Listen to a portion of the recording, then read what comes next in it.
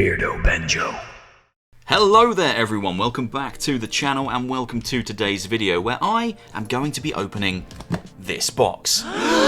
Insert gasp noise in the editing suite. That's right, today I'm unboxing the Pico Neo 3 Link, the first real possible competitor to the Quest 2. It's a 2-in-1 VR headset and it's the first from Pico to be available in the West. Now today's video isn't just going to be an unboxing video. I am going to be unboxing it and I'm going to be starting with that because if I don't start with that I can't do any of the other things. I'm going to unbox it, I'm going to set it up, I'm going to buy a native game, I'm going to play the native game whilst capturing footage to share with you. I'm then going to plug it into the PC and I'm going to play a PCVR game via Steam, again capturing the footage to share with you all. Now I am going to leave the camera running the entire time. So apologies to my future self. Hello, Beardo in the editing suite. Sorry for this, but tough shit, it's what you get paid to do. Now, as I said, the Pico Neo 3 Link is the first real Quest 2 competitor. The specs are almost identical. I'll read them out to you right now. The Quest 2 and the Neo Link 3 have the exact same chipset, the exact same amount of RAM, the exact same resolution, the same type of display, and they both have 4 cameras for tracking. The price point is almost identical as well. This thing costs £399 in the UK, same as the top-end Quest. It costs €449, and I believe the dollar's price is the same as well, but I don't know what it is. This thing is basically a Quest without meta, and for some people that might be enough to sway them over to purchase one, because there are still people out there who refuse to engage with Meta's ecosystem and the old Facebook brand. I hope this is a good competitor. We need competition in the VR market, and although Pico isn't going to have the exclusives that Meta has on the Quest, things like Resi 4 and Pop 1 and I believe even Beat Saber, it's still great to see a new headset come through. So let's check this bloody thing out. Okay, how do I unbox it? Is there like a tab? Do I have to bite it? I hate biting this stuff. I don't have scissors. I have a sword. I have a tiny blunt sword. The tiny blunt sword is failing. Who would have thought a blunt sword? Oh, it succeeded. All right, fair play. It's actually the Sword of Artorias. Not full size, funnily enough. Okay, all out of its wrapping. There are some games actually listed on the back. I think in terms of something to purchase and play today, I'm probably going to grab After the Fall. I might change my mind when I get in there, but After the Fall feels like a good test to see how this thing runs and how the games perform and how they look compared to the Quest. It's a nice bit of packaging. I know plain white box now, but it's yeah, I don't know, it feels kind of quality. Okay, let's have a look at this. So it's nicely packaged. Look at this. Right, so this is what you get inside the box. You got your headset, you got your 2 controllers, and we'll dig into all the kind of bits that are in these side boxes in just a second. But yeah, nice, neatly packaged.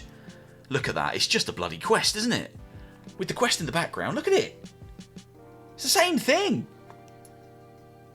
Just a Quest! Okay, so this is the Pico Neo 3 Link. Now it does look a little bit different from the Quest because it has this kind of black bit along the bottom. Is it see-through? No, I think that's just a sticker. Let's get this stupid sticker off. I thought it was kind of see-through, like a Xenomorph's top bit of its head where you can kind of see the skull inside. No, it is just a matte black. So you got a half white, half black front facial interface there. Cameras in basically the same place as the Quest 2, slightly different, maybe, no, almost identical actually. These bottom ones are slightly off to the side. You've got buttons on top, which I don't know what any of them do yet. A couple of buttons up here, power button just here off to the side. It's a pretty decent feeling thing. I'm not quite sure about this strap, but that comes with, in my opinion, a better stock strap than the Quest 2 does. The Quest 2's kind of fabric strap is terrible, and it's one of the reasons I upgraded it as quickly as physically possible. So this is a little bit more robust. You know, that's a little bit chunkier, and it's got a nice metal tightening dial on the back there. Quite nice. Very, very light. Feels slightly lighter than the Quest. Just slightly, I think. Now, I do have a big chunky strap on this one. Strap on. But I think this is slightly lighter. I might try and find the stats in a bit to just clarify that it's definitely lighter. But it feels quite quality. The headset itself feels very quality. The headset feels sturdy. The head strap feels sturdy. Nice. Okay, on to the controllers. Now these things, oh my god. Okay, these, I don't know how I feel about these. Right, so these are the controllers. Now obviously they look a lot like the Quest controllers. They're a bit lankier, a bit thinner, and this top ring of plastic is a slightly different shape. I don't know. Did you ever go to like a kind of a market or like an off-brand store and buy like a third-party Xbox controller or PlayStation controller or something? If it was a bit like that, if it was like kind of a cheaper, kind of a tackier, lighter version of the Quest controller, I'm sure they'll do the job when I get into a game. They just feel a little bit cheaper than the Quest controllers. They don't feel quite as chunky. They feel a bit thinner. Build quality seems... I don't want to break it. These are a bit kind of wobbly. There's a lot of give in those. Yeah, we'll test them with the game. They don't feel quite as premium, let's say, as the Quest 2 controllers. Some side boxes with little cables and things in them. In here we have a very chunky user guide, which I probably won't read. I never do. And then I wonder why I have problems with tech. Because I'm just winging it all the time. Box also contains a glasses spacer, so those of us who need glasses to see can use this thing straight out of the box. Good to see that. Tiny little charge cable. Nothing exciting about that. Look at it, it's a cable. We've all seen these. USB-C, USB-C, yeah, fantastic. And a plug, which I can't use because it's that. I don't know what that is. It's not a UK plug. I'm going to need some kind of adapter for that, or just plug it into the PC. Who knows? Can't use that though. That's just... throw that away. I don't need that. In the second box, there are a ton of cables, and I think that's even a screwdriver there. Is this a screwdriver? Yep. Screwdriver. Don't know what that's for. Got a screwdriver though. That's fun. And this. Look at this. It's got a thing. This is probably the bit I'm most excited about with the Pico Neo Link 3. This is the display port cable. This is the reason, this cable, is the reason I still have my Rift S. I've actually got two Rift S's because one, it's one of my favourite headsets in terms of comfort and weight, and secondly, it has a display port connection that the Quest 2 doesn't have. So when you hook your Quest 2 up to a PC, you're just going in via USB or USB-C. But with the Pico Neo Link 3, or 3 Link, you plug the USB-C into the headset, and then it has a dedicated DisplayPort and USB power connection for the PC, which means an uncompressed PCVR connection. I'm really hoping the PCVR is good on this thing. This cable gives me a lot of hope. This is the thing I'm most excited to try. That's everything in the box. Cables, headset, couple of controllers. Didn't see any batteries. Have they ripped me off out of batteries? Or are they in there? I doubt they're in there. Okay, there are batteries inside here. To my surprise, there are a couple of batteries inside here already. Pro Pack Ultra Alkaline. That's what we like to see. We like to see ultra alkaline batteries. They'll probably last forever, from now until the end of time. Okay, it's time to strap into the Pico Neo 3 Link and find out what it's all about. I'm going to drop myself down to the corner now and start capturing some internals. Have a look what the menus look like, purchase a game, and then jump into said game. I'm probably going to play seated if it lets me, because I'm lazy. Let's rock and roll. Goodbye hat. Hello cold, bald head. Right. Oh, okay. Oh, this strap's not particularly comfortable. Oh no. Okay, where is that supposed to sit? High? Is that right? Okay, welcome to the Pico Neo 3 Link interface. This is what the headset looks like when you get it set up and you jump in for the first time. Now we seem to be in some kind of space station, modern IKEA apartment gazing out at the earth. I haven't checked to see in the menu if there's any different backgrounds just yet. I haven't actually looked through any of the menus because I wanted to capture that all in real time. Now before we start going through the menus and I talk about the experience of actually using this thing, I wanted to point out just a couple of things. Firstly, this isn't as comfortable as the Quest 2. Certainly not as comfortable as my Quest 2, but I have to say I have made amendments and adjustments to my Quest to make it comfortable. So I have a VR cover facial interface which is very soft. This stock cover is really hard. It's not comfortable pushed against my face, and I'm needing to tighten this quite tight to get it nice and crisp. So the facial interface is really pushing against my face. I haven't had a VR headset do that for a while, so I know I'm going to have that kind of red VR mark on my head when I come out of this later. The head strap is pretty good. It's doing the job. You need to have it positioned quite high up your head, at least I do, to get a nice crisp image in here. And the strap parts themselves, which are obscured by my headset right now, they do press down on the tops of my ears, so they're kind of squishing my ears. I might just have big ears, who knows. But yeah, not quite as comfortable as the Quest 2. The button placements also are a little strange for some of them. Now, the on button or off button is on the top. It's actually quite hard to track down. It is here. So right where my finger is now, that is the on or off button. Your volume buttons are just underneath, which is fine. And bizarrely, the headphone jack is underneath as well. So that's hanging down right in front of me. I do feel like there's a danger of pulling that out if you're playing some intense games. I'm sure there's probably a way to tuck that away through a head strap or tuck it down the back of your shirt or something. But it does feel a little bit precarious being at the front there. As for the visual inside here, it looks pretty good. It looks very comparable to the Quest. I will say I'm noticing an odd kind of bowing almost.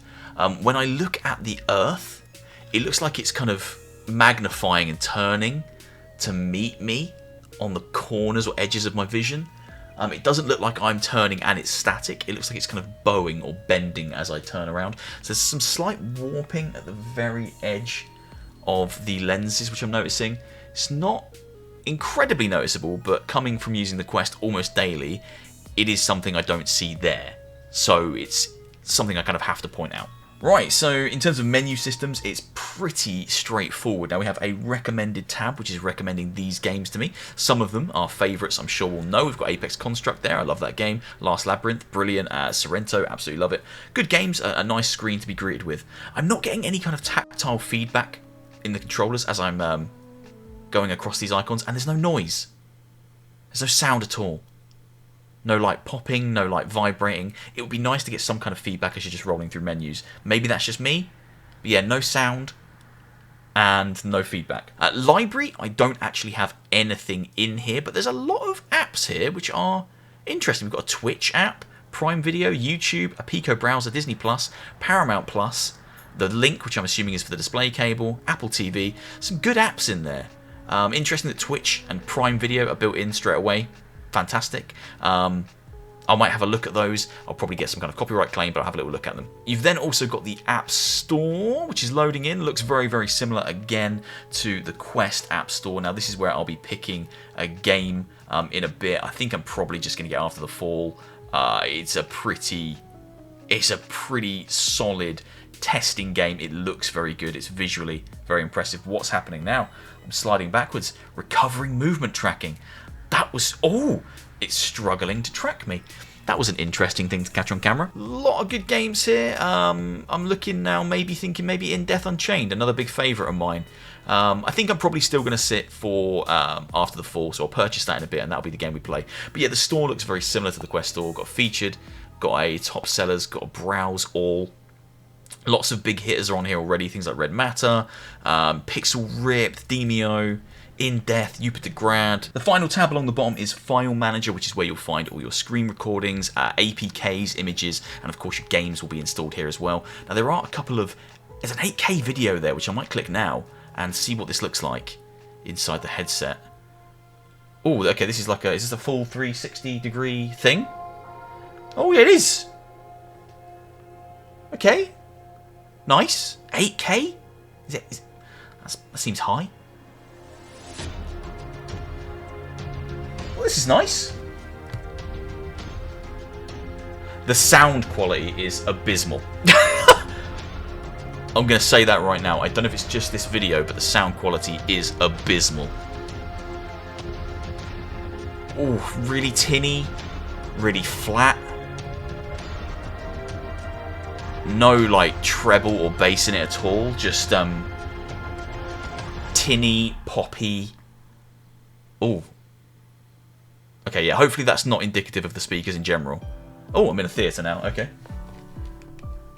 Cool, now I'm watching a different video, a 4K video of a lady taking deep breaths. Very nice, that's just what I wanted to see. Okay, so this is kind of the theatre environment that you sit and watch videos in, which is quite cool. Nice little environment, but the speakers are still not good. Okay, the speakers worry me. Headset is really starting to hurt my face now. Probably been in here for 20 minutes. It's already really hurting. I'm probably going to loosen it a little bit, but then I do lose some of the clarity and the clearness. Yeah, it's very tight on the face after the fall. $29.99. The things I do, eh? Okay, I'm interested to find out how I actually purchase it. If I just click purchase, bind payment method. You must go to Pico VR to bind a payment method before you can make payments in the all-in-one VR headset. Download Pico VR. Please search Pico VR in mobile app stores. Okay, I have to purchase through an app store. I guess I can't purchase through the headset itself. App Store, App Store, App Store, Play Store, Pico VR. Okay, so this process is a little bit painful. I've downloaded the app, I've logged in on the app, I'm logged in on the headset, and it can't seem to connect to the headset. It just keeps saying, something went wrong, try again later. And this means I can't purchase a game and can't play a game. Because I have to bind a payment method to the app and then purchase it through the app rather than purchasing it through the headset itself. It finally worked. Okay, it took a little while, but I'm connected to the headset. You can probably maybe see, I don't know, there's a picture of a headset. I'm connected, which means I can buy something now, I think. Let's try and buy something. Oh my god, that was a pain in the arse. Okay, we've purchased After the Fall. We're going to play some After the Fall. I'm going to stay seated because I am being very, very lazy today. Okay, welcome to After the Fall on the Pico Neo 3 Link. It looks almost identical to the Quest 2 version, and I'm sure that's because it is pretty much identical to the Quest 2 version. It's running smoothly, it looks nice, the screen's really clear, crisp. I'm not getting that kind of bowing thing I was mentioning in the menus. It looks pretty good. It'll be interesting to know what the capture is like. Because the Quest 2 famously has some pretty rough capture, and we have to find some workarounds with side quests to get anything that looks even half decent to share on YouTube. So I'll be interested to see what the Pico Neo, oh hello, thank you, what the Pico Neo looks like in terms of its capture. Okay, we're just going to play with the active reload here. I'm not going to muck around with any kind of proper manual reloading. Just going to do the arcadey stuff, do a bit of that. Yeah, it's running nicely, and the speaker in here, in a game, doesn't sound as bad as it did on that menu. I think it is pumped up to the highest though. Is it at its max? Yeah, max volume, and it is quite quiet, I must admit. Open. Oh, let's take that. Give me ammo. There's a zombie. Hello, zombie. I'm playing on the Pico Neo 3 Link. Do you know what that is? No, you're not aware. You don't care. You don't care what people are playing on when they come and shoot you. Yeah, it's performing fine. Like, I'll get into an actual level, I'll run around, I'll see some hordes, but it looks just like the Quest version. Like, it's no better or worse, and I'm not surprised because the specs are exactly the same. You know, same screen, same chipset, same RAM, same storage capacity. It's identical to the Quest almost. Performing well, it's not juddering, I'm not losing any kind of frames, feels pretty solid. Go on then, grab me, you big shit. That's it, give me a punch in the face. Smack. Welcome to the line. I wonder if they've integrated crossplay to include Pico yet. Or whether it's still just, you know, PlayStation, PC, Quest. I'm assuming they will implement Pico onto here. I can't see why they wouldn't. It would increase the player base, which is good. Hello, Luna. I'm going to press this button. Welcome to a harvest run. I'm not going to capture a huge amount of gameplay here because I still want to have a look at PCVR today via the display link cable, the display port cable. So I'm just going to jump in, kill the first few zombies, slide along, and yeah, jump across to PC. As I say, it's identical to Quest, to be honest. The tracking is fine, really good. No issues with the tracking at all. Visuals look crisp, or as crisp as they do on the Quest. I'm recording at the same time here, and it's not impacting performance. There was no one to play with online, because I don't think the Pico version is currently going to be set up to support the crossplay, so it wasn't picking up anybody else playing. I'm just on my own here on the Pico Neo.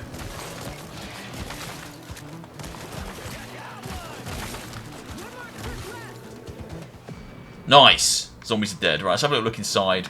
And then let's jump off this and jump into some PCVR action. This is really just the first impressions today.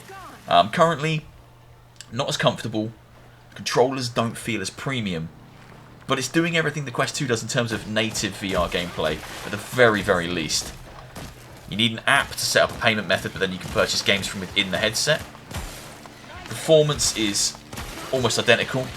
Visual quality and clarity on the screen, identical. The speakers and the sound, quite quiet, a little bit tinny. Not a big fan of the speaker quality. Very tinny. Bit better in games, but still not amazing. Colours really pop. Really great. But yeah, again, very similar to Quest. Right, let's slide into some PCVR gameplay. Do some kind of weird transition in the edit. Oi! Oh, I've really got those red lines around my eyes. Yeah, this is the first headset that's done that to me in a while. This front facial interface is not comfortable. It's very tough. It's very hard. Especially pressed quite tightly against your face. It's giving me kind of VR headset headache, and I've not had that for a while. Okay, this is quite interesting. So, to plug in the DisplayPort cable, there is a port on the right side of the headset. You plug it in, and then you use the screwdriver they've supplied to tighten a screw so that it's basically kind of hard attached to the headset. It's not just going to pop out. So tighten that, and then yeah, that's pretty rock solid all of a sudden. You've then got a DisplayPort cable that is on there. It's not going anywhere. And then you also get a kind of a little clip, which you use to clip onto the side of the headband. So the cable now is attached here, the DisplayPort cable. There's a clip that's holding it in place, screwed in at the front. That isn't going anywhere. So that's a really decent setup. Now I just need to plug the thing in and see how easy it is to get going on Steam VR. Okay, so I've come to the Pico Neo 3 link website, and apparently there is software you need to download. There it is, Pico Link software. I didn't know you needed that. Pretty stupid. I should have read this book. I did say I never read these books. But you download this software, get that installed, and I should be able to create a display link connection. I really hope. So just from this menu, I've noticed that the game looks very, very crisp. The colours are really popping, the definition on everything is really, really slick, and I think that's just coming from the DisplayPort connection. That uncompressed connection is going to make a huge difference to the quality of the visual, and that's something the Quest 2 doesn't have. Of course, on the Quest you can connect wirelessly via ALyx or virtual desktop, or you can connect wired via a USB-C or USB 3 to C cable or vice versa, but the Pico Neo gives you a DisplayPort connection, which is an uncompressed connection to the PC. You can also connect wirelessly, but it's the DisplayPort that I'm really interested in. Oh, this game looks so bloody good. So good. Hello? Hello there? You over there? Okay, I'm just going to leave snap turn on. I'm not going to muck around with any of the turning methods or anything like that, because I'm just capturing this just to really test this display port connection. Now, one thing I'm noticing, it's really, really strange, this is going to be really hard to describe, is the kind of, I guess, anchor point of my hand feels wrong in terms of tracking. So if I flip my hand over, the hand should just flip in place, but it feels like it doesn't. It curls out to the right. So it's like it's tracking the middle. You see what I mean? It's like doing that. My hand isn't doing that. My hand is just flipping over, so it should stay in place and just turn, but it's not. It's... You see what I mean? That is the central point. It's like a door. It's like a hinge. So the tracking on the hands is working in a strange way. It's like it's operating on a hinge rather than tracking exactly where my hand is. That feels a bit wrong, I must admit. That feels a bit wrong. But visually, it looks gorgeous. Really, yeah, the tracking's wrong. Yeah, the tracking feels wrong. But the visuals are gorgeous. However, I am noticing the bowing is coming back. It's kind of almost like, as I'm looking around the world, kind of bowing at the edges. It's the edges of the eyes. Things kind of curl inwards, and as you move around, you can really see it. Now, just from a visual clarity perspective, this looks very, very nice. But that is that uncompressed connection direct to the headset, direct from a display port on the PC. That does make a huge amount of difference. I don't know if this would replace my Rift S, because I still have a Rift S. And I do still love my Rift S. But this is a very nice visual in here. It's just the bowing's putting me off. It's curling out to the sides. It looks warped at the edges. It's kind of like a magnifying effect. I'm not sure what's causing that. Trying to play seated like a freak. It's looking alright. Metrocop movement is normal. Same for the Combine patrols. The tracking's working quite nicely. I mean, the game's running really well, and visually it does look... It looks great. I mean, I do miss a DisplayPort connection. I use the Quest 2 for almost all my content now. And when you come back to seeing that uncompressed visual, it's very, very nice. Yeah, this looks really, really nice. Yeah, okay. There's just a few strange things that I'm not quite gelling with. The hand tracking has that strange hinge thing where your hand's moving on a... It's really hard to explain, but the hand tracking doesn't feel right, and the image definitely is bowing out at the sides. Okay, let's wrap up my thoughts about the PCVR Display Port connection while I shoot some people. I'm middling on this. It's great to come back to a headset with that connection because everything does look super crisp, but this seems to be having some issues. There's definitely some warping at the sides of the image, and that is causing me a little bit of headache. I've tried to get it closer to my face, but this is as close as it will realistically go. There is some warping happening at the edges of the image, and that is a little bit unsettling, and the hand tracking seems strange. It's really hard to describe, but it's almost like the hands are moving on a hinge when they're tracking. So they're not flipping over like they actually are in the real world. They're kind of moving side to side, and there's a hinge in the middle of them. It's hard to explain, but it feels wrong in here. But the visual looks really great. Bugger! The visual looks really, really nice. And with the Rift S being discontinued, this could be a fantastic option for people looking for a PCVR headset with a DisplayPort connection for a decent price point. Because $399 is a pretty decent price point for a headset with a DisplayPort connection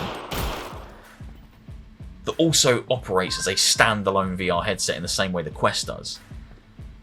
I think there's definitely an application for this headset. I think there's definitely an audience for it. The price point's great, and if they can iron out some of these issues that I'm seeing, that beam there literally looks like it's bending. That's the warping I'm seeing. This beam is bending round. Everything in my image is kind of curving up. There's a curvature to it. That's really putting me off. If that kind of thing can be fixed, I don't know how you'd fix that. If that can be addressed and the tracking can be sorted out, this could be a great little PCVR headset for a solid price point. It could fill the gap that the Rift S has left behind. Yeah, okay. Look at that. Look at that red VR mark on my face. It's been a long time since I've had that on there. Using the Quest, and I've really kind of customized my Quest to get to the point where all the accessories feel right and it's comfortable. It doesn't give me red VR face anymore, but this thing, the Pico Neo 3, certainly does give me VR face. It's crying out for some third-party accessories already. This front facial interface is a bit too tough for me. It's a bit too hard. It really presses into the face and leaves, you know, these red lines, which are, yeah, it's an attractive look. How would I sum up my first 4 to 5 hours with the Pico Neo 3 Link? I think I'm most impressed with the display port connection, but even that has its caveats. Let's start with it as a standalone VR headset. Now, it does everything the Quest 2 does, but it's lacking the star power of some of Quest's big exclusive games. Things like Resident Evil 4, things like Beat Saber, things like Population 1. They're all missing from the Pico ecosystem. If you want those games, you're going to have to get a Quest. That is the power of exclusives. That's the power of first-party games. And Quest has a lot of them at this point in time. But if you're not fussed about that, or you're curious about what Pico might go after in terms of exclusive titles, or you just want to play the third-party stuff and don't want to buy into the Quest or Meta ecosystem and infrastructure, then this will do the job for you. It works in the same way a Quest does. The screen quality is almost identical. The tracking when you're using it as a standalone headset is basically identical. I would say that although the headset is a pretty solid build quality, the controllers do pale in comparison to the Quest controllers. These do feel cheap. After using them for a while now, a couple of hours, yeah, this is quite noticeable that these aren't on par with the Quest controllers in terms of quality. It's not a deal breaker, but they really aren't quite as robust and well made as the Quest controllers are. Also, the headset isn't as comfortable as the Quest 2. I will say I've made some upgrades to mine, so I've put a head strap on there and a VR cover facial interface that really helps me to play for a long time, and it's comfortable and it's soft. The stock stuff on here is a little bit uncomfortable, especially the facial interface. This is the first time I've had the red VR marks for a long time, and it's just because this is really digging into the face and putting some pressure on especially my forehead. My boldy forehead was really feeling it. But it's a pretty decent setup for a stock piece of kit. This strap is a lot better than the stock Quest strap. You need to wear it quite high, and it does fold all the way up, which is pretty awesome for taking it on and off. Overall, as a standalone headset, I think it's a pretty solid competitor out of the gate. It is just in a beta stage right now. This launch right now that I'm testing is a beta stage, so things can get better and things I'm sure will improve. But right now, it is holding its own against the Quest, and I'm not surprised by that because it is the exact same chipset, the exact same RAM, the same lenses, the same resolution. It's a very similar headset, but it doesn't have the star power of the Quest's back catalogue of first-party games. But it's the DisplayPort connection that really excites me when it comes to the Pico Neo 3 Link, because immediately playing Half-Life ALyx just then, I could see the difference. I've been playing PCVR games on my Quest for quite some time now via AirLink and via the USB-C connection, and jumping back in with a DisplayPort connection that I haven't used for a while because I haven't picked up my Rift S for a while, you can immediately see the difference.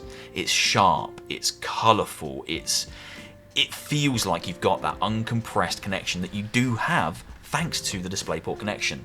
So this is the bit that excites me the most. There are some issues. The image was definitely warping for me. It looked like everything had a curvature, so the sides of my image were kind of bowing, and pillars in the Gunman Contracts lobby were curving. That's an issue. That felt uncomfortable and was pulling me out of the immersion. I don't know what can be done about that. I don't know if that's a software fix or if it's an internal thing with the lenses, but that was an issue. The tracking is also an issue when you're using PCVR. When I'm moving my hand in game, I'm just kind of turning it over like this, but my hand is staying in place. What it feels like in the world is that it's opening like a book. So it's kind of on a hinge, and it's moving on a hinge point. Really difficult to explain, but the tracking doesn't quite feel right when using that DisplayPort connection, which is a shame, because I think this is kind of the star of the show. I really do think that if they continue to work on this and update it and iron out the bugs, this could take the place of the Rift S as a entry point VR headset for PCVR users. People that don't want to break the bank on a Vive or an Index or a Pimax. Some of those high-end headsets are still really unattainable for most people. So $399 for a standalone headset that works with a DisplayPort on PC, that's the star power. That's the thing that's going to sell this headset, I think personally. That gives you a much crisper visual inside the headset, and for me, that's the most exciting thing. All in all, I think this has huge potential. I think it still needs updates. I think there are some issues with the tracking and the warping of the images when I'm playing on PCVR. It is a little bit of a deal breaker in terms of using this and replacing my Quest 2 at this point in time. But it's a good start. The Pico Neo 3 Link is coming in fairly strong in my opinion. Yes, it doesn't have the star power of some of Quest exclusives, but the build quality of the headset itself and the DisplayPort connection are selling points for me for the price point of $399. I am officially exhausted. I'm going to go and get some food. I'm going to call it here. I hope you've enjoyed the video. If you have, please do leave a like, leave a comment, and hit subscribe. I've been filming for about 5 hours testing this thing out. If there's anything you want to know, drop it down in the comments and I'll try and answer all your questions. I will play with this thing a little bit more. But yeah, my first impressions are pretty positive, but there are some pretty big caveats here that are holding this thing back from being a recommendation at this point in time. I think it's cool. I think it's got promise. I wouldn't recommend it at this point over the Quest 2 because this has ironed out most of its issues. But if you give this some time to grow, it could be a contender. I'll see you very soon for another one, guys. Take care of yourselves. Bye-bye.